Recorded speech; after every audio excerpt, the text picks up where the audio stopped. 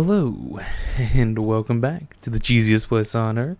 I'm your host, Cheese Puff, and today we are finally able to continue our lore reading of Sororicide. And I'm excited, because we finally, like I said, finally got more of the lore entries that we were missing. I had 5 for a good while, and then I got 7, 8, and then 11 randomly. But in this one, we're going to be starting off with number 5. So without any further ado, sit back, relax, get you some popcorn, get you a drink, get you a snack, all that kind of good stuff. And let's begin. Book 5, Erismorn. Mimesis? I think that's how you say that, sorry. Verse 8-5, Blades. What is the nature of war? Ritual. What is the nature of ritual? Fascination. Imitation shapes desire, and Xivu Arath has become its great mediator. She compels those she wars against to war against her, and the object over which their war is existence itself. She takes up her blade, and we take up ours. Xivu Arath cuts at us, and so do we cut at her. We bleed together, mirrored in our pain and violence. Savathun looked at us through a veil so that we would not see her. Xivu Arath looks at us through a dark mirror, and she only sees herself. This is her design, her ultimate mechanism of desire. She would make us into her image. She would cut the entire universe into her image, so that she is the only thing left at the end of all things. Vain and lonely, that is Xivu Arath, bereft of her siblings. The sword logic is predicated on such imitation. To return Xivu Arath's violence is to embrace it, and its beautiful thesis. We are forced to react again and again.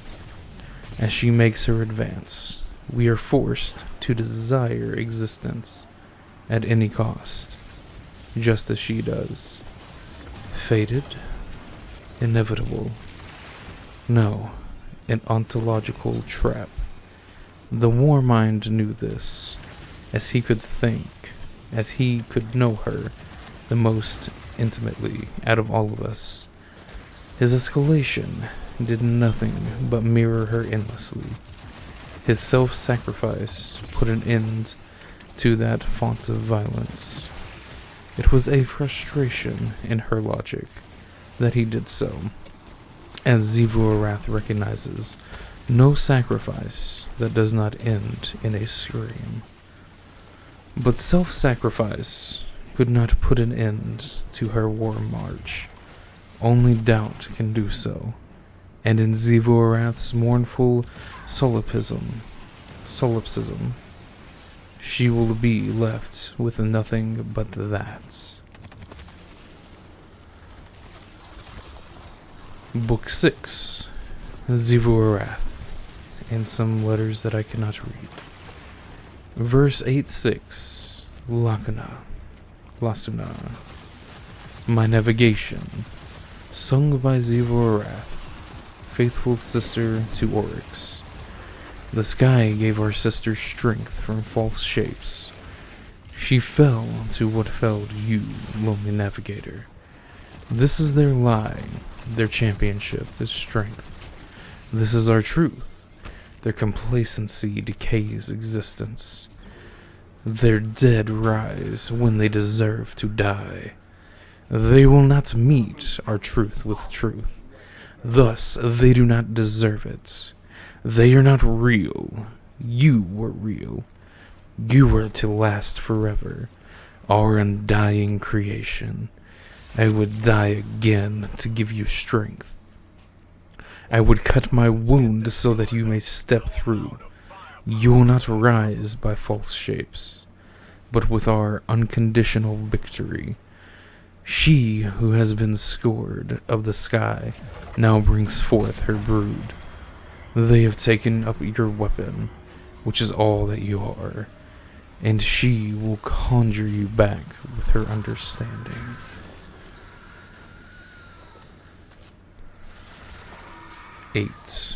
Seven. Sorry, I can't count apparently. Zivu Wrath, Deathless. Verse 8-7, Liminal. My throne, carved to endure by Zivu Wrath, God of Love. My court is war, and you will find me there. I am war, and my throne is deathless. Come, cut the outer curtain of my fortress, and it will open its new eye in a bloodless laceration. Cut further to see inside its walls the yellow fat, the purple viscera, the teeming rust-cut capillaries. These are the colors of war. These are the colors of my courts. My gates open to the most life. The swollen fountains run with blood and burst with arterial spray. The paths are paved with small white teeth. They gnash beneath each footfall, their roots raw and alive. Look, I have raised cathedrals made of flesh. When a breeze caresses them, they blush and contract. Fine hairs sensing the change. They are worshipped with bare touch. My throne shudders with joy. The halls of my palace are echoing throats, slick and filled with breath. Its windows are glazed with skin, opalescent and alive, latticed with blue-black veins. The seats of my throne are fashioned with living bones. Break them, and you will see their raw, red marrow. Break them, and the wet pith will writhe. Two are knotted with scars, broken and reformed. Broken and reformed. Look out from the terrace and see the worlds we will devour to sustain us. It is a mouth, yawning black and wide, and hungering. It is open in screams of base need. My court is love, and you will meet me there. Wow, that is a very descriptive way to talk about Zivu's court. Did not think we would get that descriptive with it, but we definitely did. I'm here for it. I like it. I'll take it. That's insane. And our final verse of the day, verse 8. Savathun, swords and lanterns. Ascension. My sorry, sad, inculcated.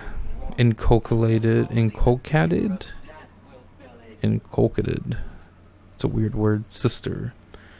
She thinks she's as honest as a knife's edge, just because she never speaks a lie aloud. But she's prone to contradiction, at least since our beloved brother fell. She could never quite understand it. Someone as mighty as Oryx, brought down by liars, his bloodline destroyed. his corpse left to dissipate in Saturn's orbit.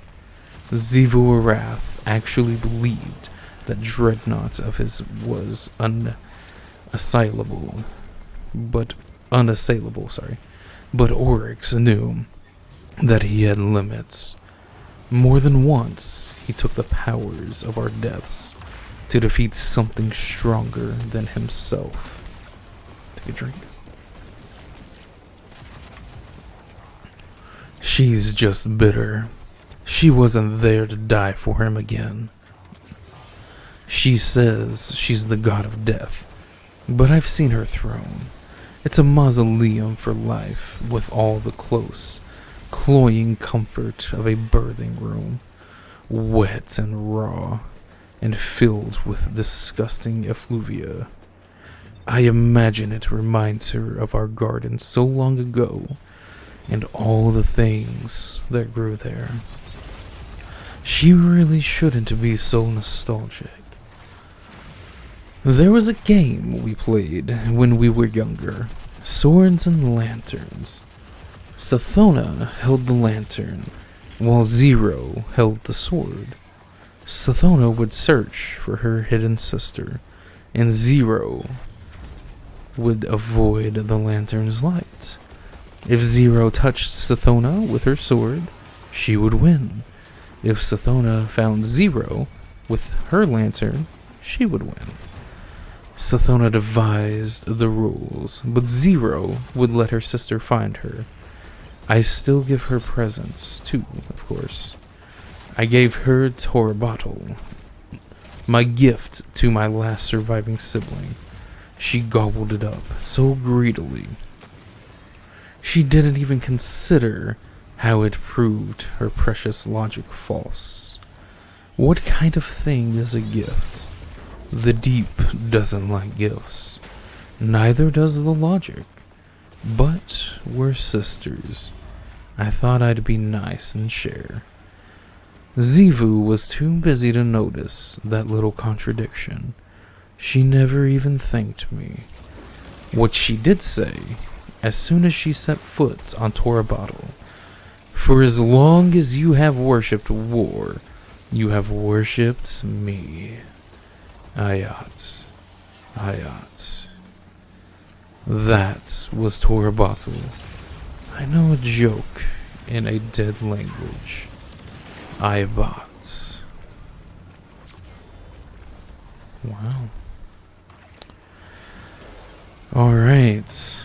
Well, that was actually really good. That was, okay. Now, there's a lot to go through and dissect in that. Talk about it with yourselves and with me down in the comments below. I respond to every comment that I do get, and I just want to keep that conversation going. I'm going to pull a Mylan here. If you can't think of something in the comments, comment Swords and Lanterns. That way I know you made it to the end of the video. And I appreciate your viewership, as always. And, yeah. As always, remember, it ain't easy being cheesy. Have a good one, and I'll see you in the next one. Bye-bye.